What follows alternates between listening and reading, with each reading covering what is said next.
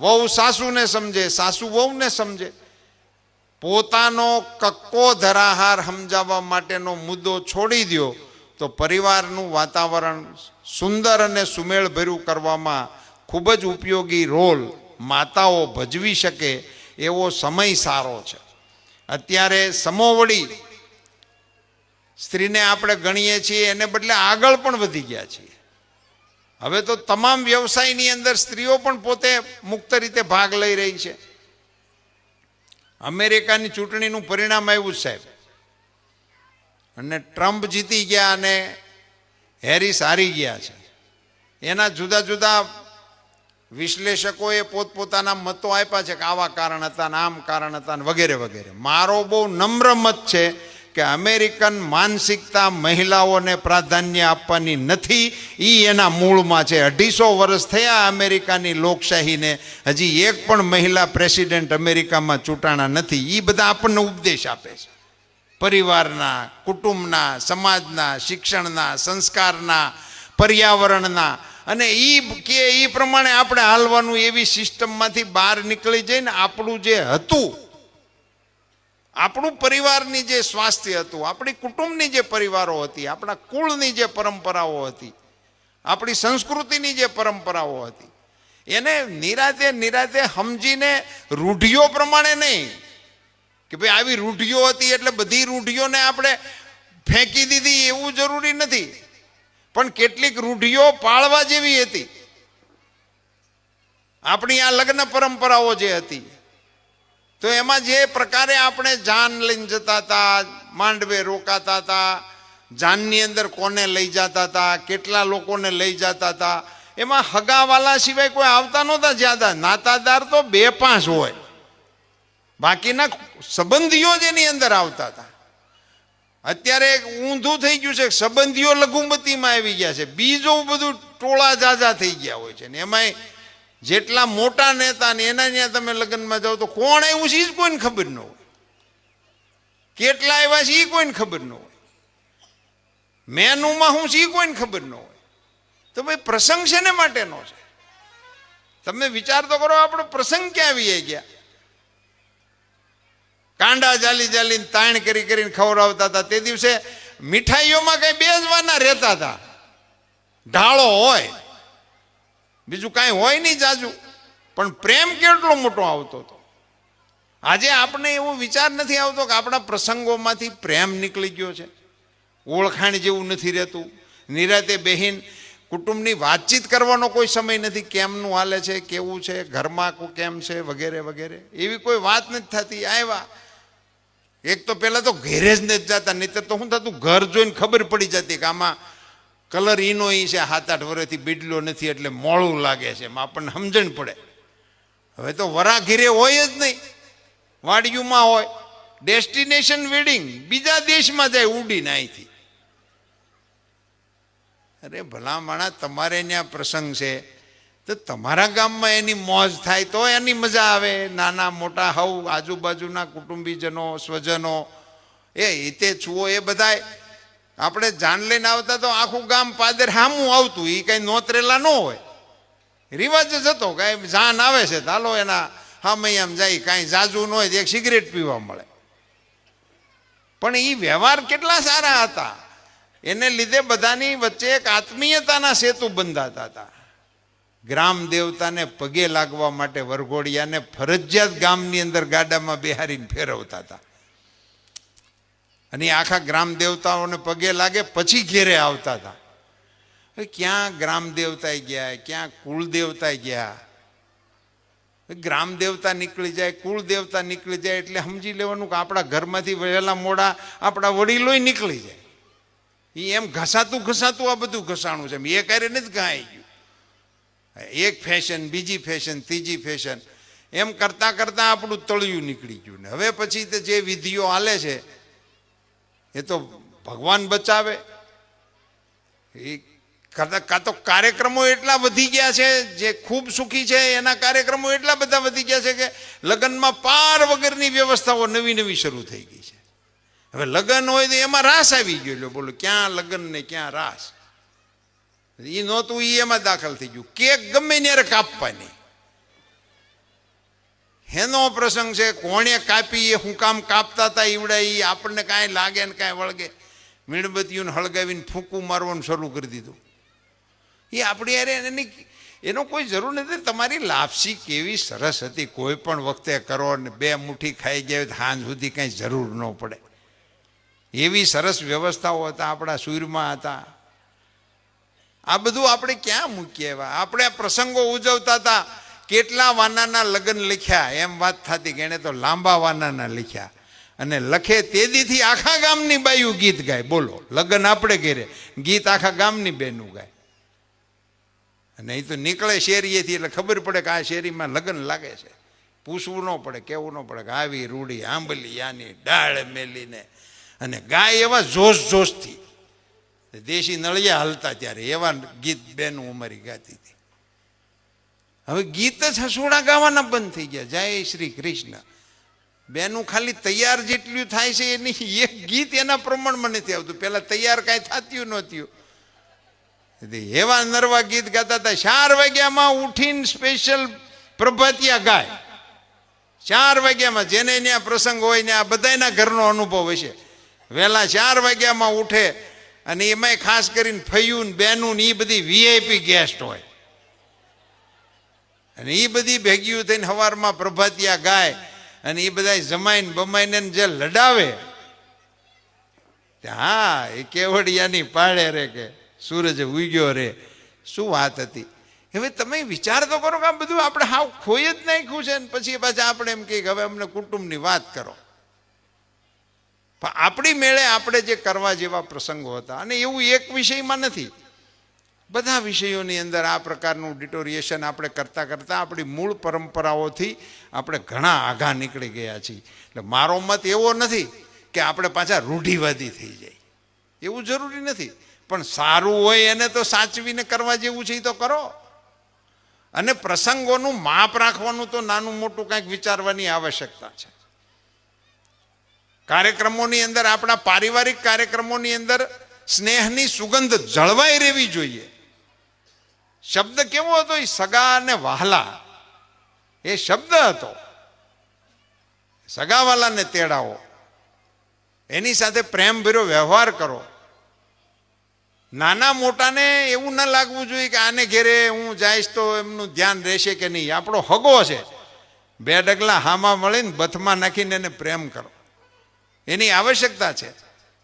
સમયના પ્રમાણમાં ક્યાંક નાનું મોટું થઈ ગયું હોય, આર્થિક માપદંડ આપણા અત્યારે મુખ્ય થઈ ગયા, એને બદલે એ આપણો સગો છે, એ નાનો હોય કે મોટો હોય એવું વિચાર્યા વિના એ પ્રકારના વ્યવહારોને ફરીથી પ્રસ્થાપિત કરવાની આવશ્યકતા છે.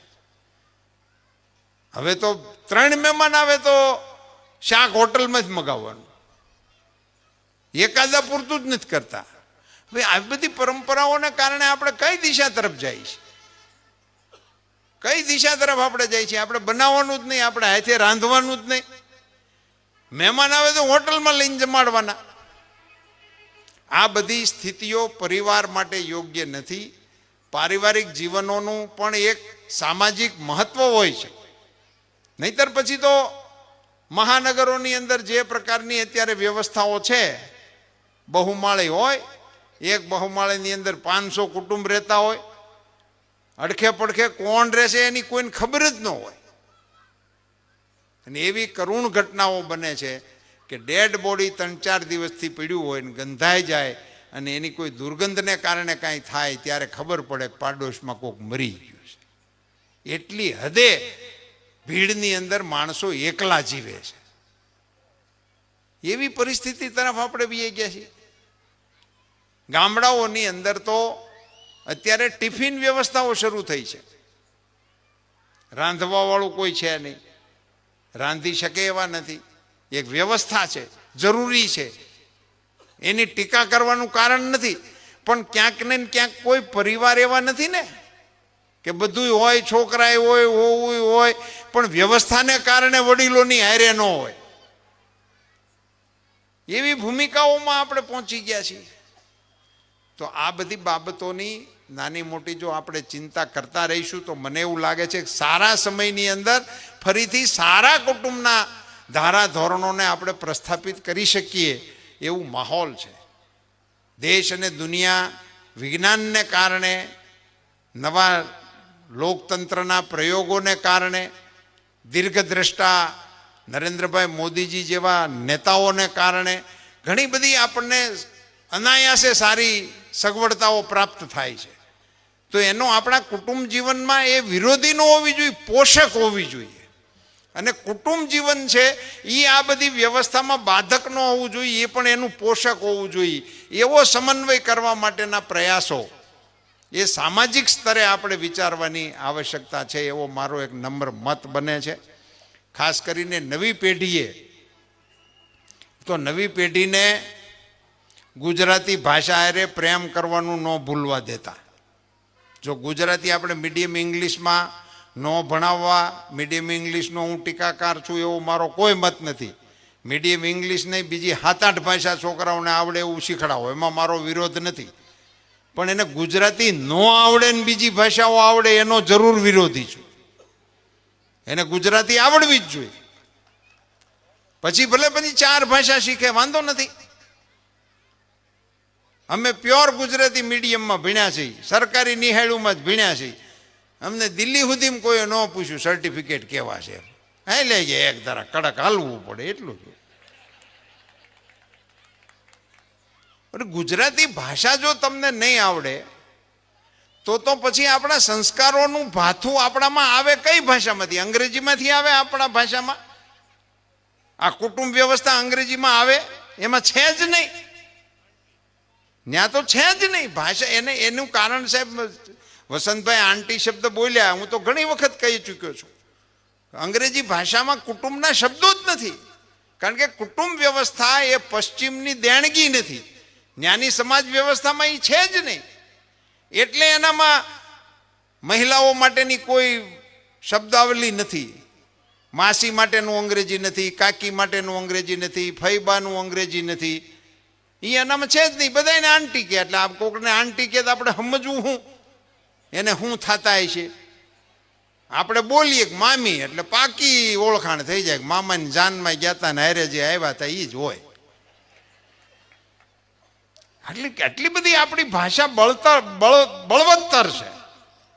એ ભાષા સાથેનો જો આપણો સંબંધ તૂટી જાય આપણી નવી પેઢીનો, તો બહુ મોટું નુકસાન આપણે કરી રહ્યા છીએ. એટલે હું તો વડીલોને 2 હાથ જોડીને વિનંતી કરું છું કે તમે તમારા દીકરાને વારસામાં કેટલું આપવાના છો એનું જે પ્લાનિંગ કરો છો, એમાં જો વારસામાં તમે એને ગુજરાતી ભાષાથી શીખવાડી નહીં હોય અને બીજું ગમે તેટલું આપ્યું હશે તો એ લેખે લાગવો નથી, ગાંઠવાળી રાખજો. કારણ કે એનામાં કેટલાક તળના જે સંસ્કારો છે એ માતૃભાષામાંથી જ આવે, બીજામાંથી આવે જ નહીં ને.